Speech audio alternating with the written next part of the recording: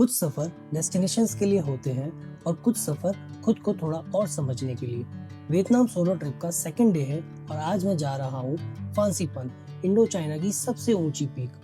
लेकिन आज की स्टोरीज व्यूज की नहीं है, आज की स्टोरीज है क्लाउड्स के बीच खो जाने की, नेचर के साथ कुछ लम्हे बिताने की और उस फीलिंग की जो सिर्फ सोलो ट्रैवल आपको दे सकता है।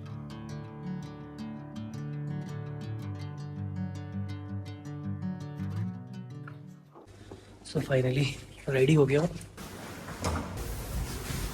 ब्रेकफास्ट करूँगा और फिर निकलूँगा।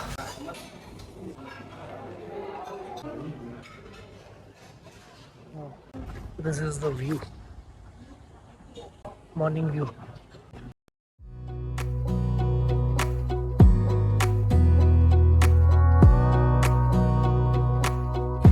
तो चेकआउट कर लिया है, लगेज रख दिया और उनका एक रूम था, लॉकर रूम था, उसमें लगेज उन्होंने ले लिया है। अब सीधा निकलेंगे यहाँ से फांसीपन सापा स्टेशन के लिए। ये है व्यू तो जोरदार है, ठंड तो यहाँ भी लग रही है। दिस इज द बिल्डिंग, यहाँ से हमको टिकट मिलेगी। कल रात को भी आया था मैं यहाँ पे। सो ये टिकट मिली है फांसीपन की। फांसीपन पहुंचने के दो तरीके हैं, एक ट्रैकिंग और दूसरा केबल कार। मैंने केबल कार ऑप्शन चूज किया क्योंकि इससे आप कंफर्टेबली माउंटेन के ऊपर तक पहुंच सकते हो और जर्नी खुद में ही एक एक्सपीरियंस होती है। केबल कार स्टेशन पहुंचने के लिए आपको जाना होगा इस छोटी सी ट्रेन में।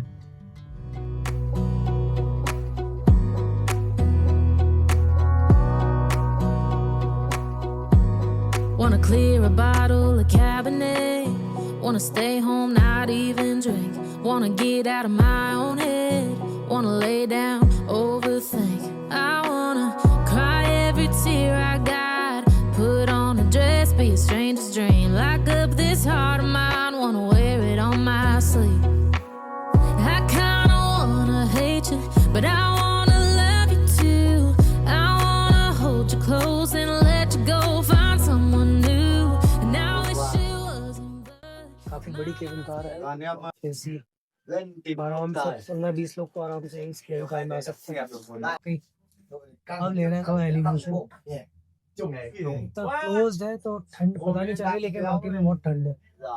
पूरे केबल कार में आई थिंक इकलौता इंडियन मैं ही हूँ और ये भाई साहब मेरे बाजू में उन्होंने मेरे से सेल्फी ली।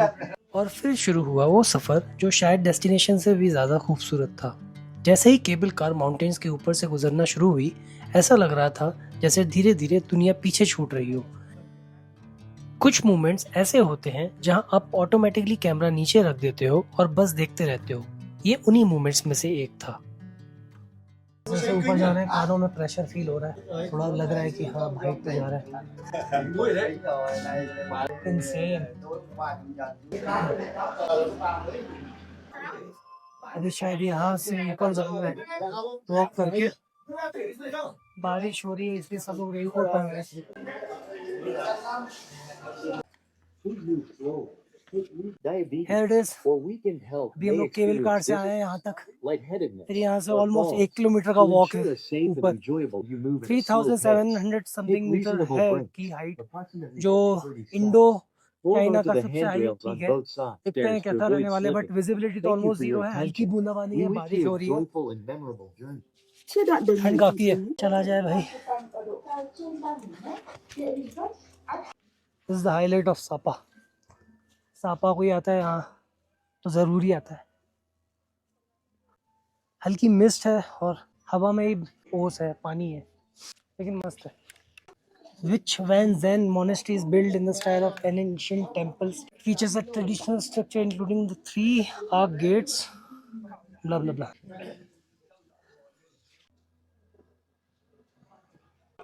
एक स्टेशन है, यहाँ से भी ऊपर पीक तक मोनोरेल जाती है। अगर ऑप्शंस है तो अगर आपको वॉक करके जाना तो वॉक करके जा सकते हैं, या फिर ये मोनोरेल से आप जा सकते हैं। बेसिकली ट्रॉम होती छोटी। कभी कभी नेचर आपको पोस्टकार्ड जैसे व्यूज नहीं देता, कभी कभी वो आपको एक फीलिंग भी देता है। आज इस सफर ने मुझे वही फीलिंग्स दी। ऐसा लग रहा है जैसे पूरी दुनिया म्यूट हो गई हो, कोई नॉइज नहीं, कोई रश नहीं, कोई नोटिफिकेशंस नहीं, बस मैं और बादलों के बीच एक छोटा सा मोमेंट। सोलो ट्रैवल में ऐसे मोमेंट्स बहुत स्पेशल होते हैं क्योंकि जब आसपास कोई नहीं होता तब आप अपने थॉट्स को थोड़ा और क्लियरली सुन पाते हैं। ये जो आप मेरे पीछे देख रहे हैं वो है लॉर्ड बुद्धा का स्टैचू। अगर आप वॉक करके आएंगे तभी आपको इसके दर्शन करने मिलेंगे।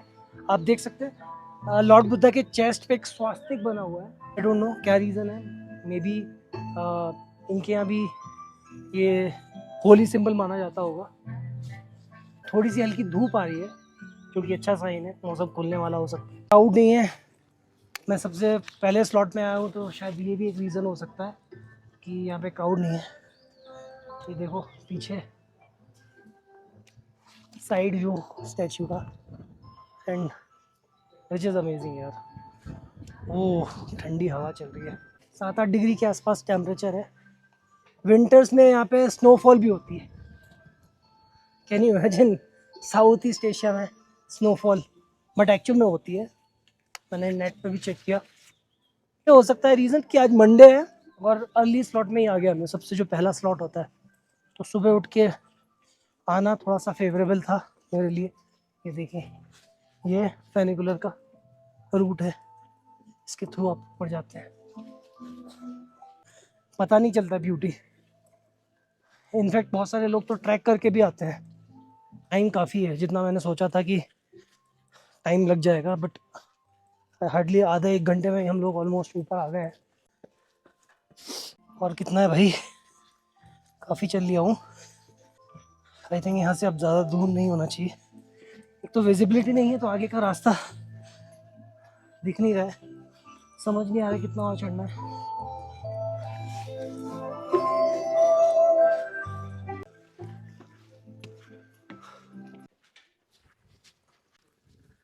यहाँ फ्लैग होस्टिंग सेरेमनी भी होती है। शायद आज बारिश है सवारा पे, तो उसकी वजह से आई थिंक बंद ना हो गई हो। Let's see.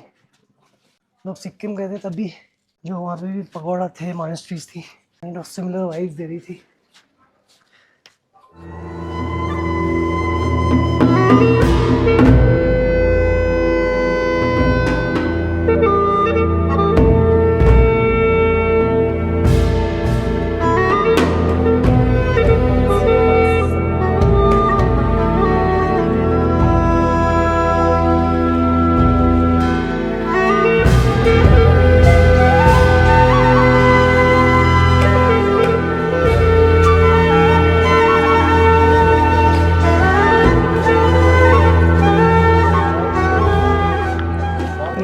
पीछे जो आप देख रहे हैं वो है फांसी पॉन का summit, 3.143 metre, top of China. यहाँ पे अच्छी खासी भीड़ दिख रही है। आई थिंक मैक्सिमम लोग शायद फेनिकुलर से ही आए थे, इस वजह से वॉकिंग के दौरान की भीड़ नहीं नजर आई। फ्लैग होस्टिंग सेरेमनी चल के देखते हैं वहाँ पे। Nice. Sun World Festival Legend xin kính chào quý khách. Sun World Festival Legend sẽ tổ chức lễ thượng cờ vào các buổi sáng trong tuần. अभी फ्लैग होस्टिंग सेरेमनी एक्चुअली होने वाली है, अनाउंसमेंट हो रहा है।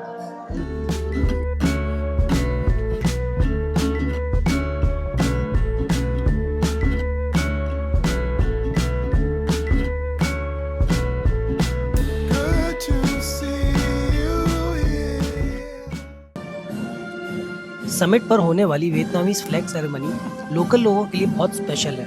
Vietnam की highest peak पर national flag का लहराना यूनिटी, प्राइड और नेशनल आइडेंटिटी का सिंबल माना जाता है। इसलिए ये सिर्फ एक टूरिस्ट अट्रैक्शन नहीं बल्कि वियतनामीज कल्चर और पैट्रियोटिज्म से जुड़ा हुआ एक इम्पॉर्टेंट मूवमेंट भी है। मैं भले ही वियतनाम से नहीं हूँ, लेकिन जब मैंने इतने सारे लोकल विजिटर्स को फ्लैग सेरेमनी के दौरान रिस्पेक्ट के साथ खड़े देखा तो मुझे समझ आया कि ये जगह उनके लिए सिर्फ एक माउंटेन समिट नहीं बल्कि प्राइड और बिलोंगिंग का एक सिंबल है।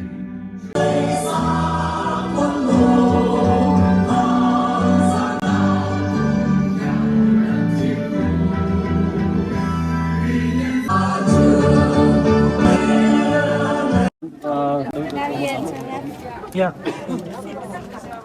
सो टिकट ले लिया फेनिकुलर से नीचे जाने का।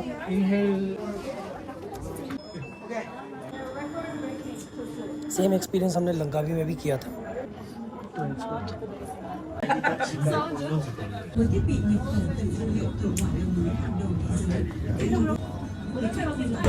ये वो फनीकुलर स्टेशन।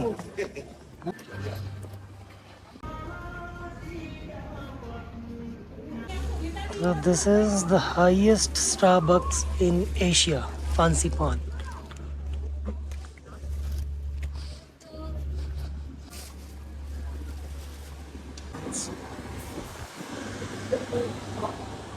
यहाँ से going down back to hostel, थोड़ा सा वहाँ लंच करेंगे। 3-3:30 बजे के आसपास में पिकअप करेगा बस वाला, वहाँ से हम लोग हनोई जाएंगे। अच्छा रहा, काफ़ी वर्थ विजिटिंग एक्सपीरियंस था। आज मेरा पहला एक्सपीरियंस था रियल टाइम ब्लॉगिंग का, पब्लिक प्लेस पे, वो विच इज़ गुड। फांसी पन टूर से नीचे आने के दौरान मुझे लगा जैसे हर सफ़र की खूबसूरती उसमें नहीं होती जो आप देखते हो, कभी कभी उसमें होती है जो आप महसूस करते हो।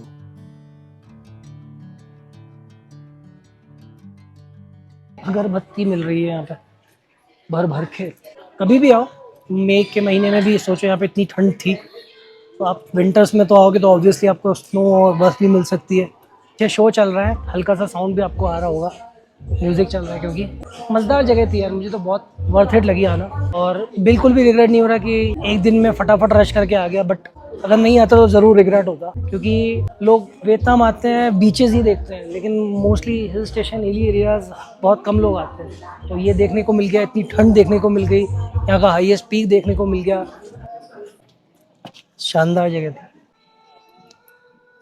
और भी बहुत सारी एक्टिविटीज़ हैं, कुछ कुछ यहाँ पे विलेजेस हैं, विलेज टूर होते हैं, लोग होम स्टे करते हैं यहाँ पे। वैसे अगर आपको फांसीपन का ट्रैक करना है तो 2 दिन का ट्रैक होता है। आप वहाँ पे होम स्टे लेके आप डिफरेंट विलेजेस से वो आपको लेके जाते हैं, बट उसके लिए टाइम चाहिए और एनर्जी चाहिए, ऑब्वियसली एडवेंचरस होता है काफ़ी।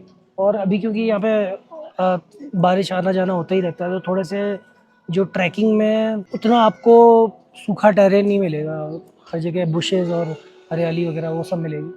थोड़ा रिस्की हो सकता है, जिसको ट्रैकिंग पसंद है तो ज़रूर ट्रैक कर सकता है, ऑप्शन तो हमेशा है। बट मेरे पास टाइम भी कम था और मेरे अंदर इतनी एनर्जी भी नहीं कि मैं पहले दिन इतना ट्रैवल करके सीधा ट्रैक करने लग जाऊँ।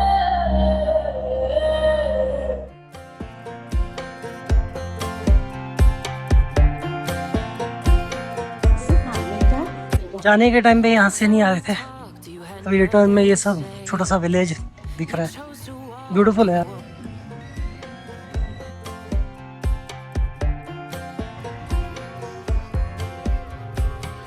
Last time we talked, you had nothing to say. You chose to walk, give what we had away. I hope you get what you're looking for, but babe with me.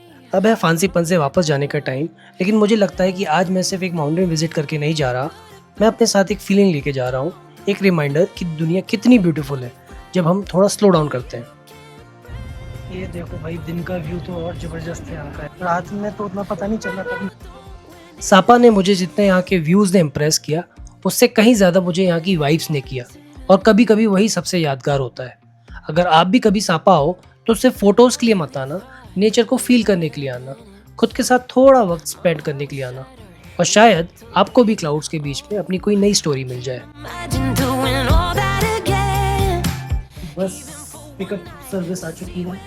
बस actually यहाँ तक बस नहीं आती है, यहाँ तक वो होटल में पिकअप सर्विस देता है, एंड उसके बाद उनके ऑफिस से वो बस चले जाते हैं।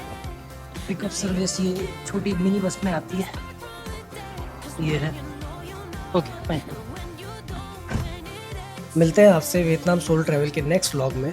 Until then, keep exploring and keep falling in love with the journey. End of the road, nowhere to go. You cut the ties, you burn the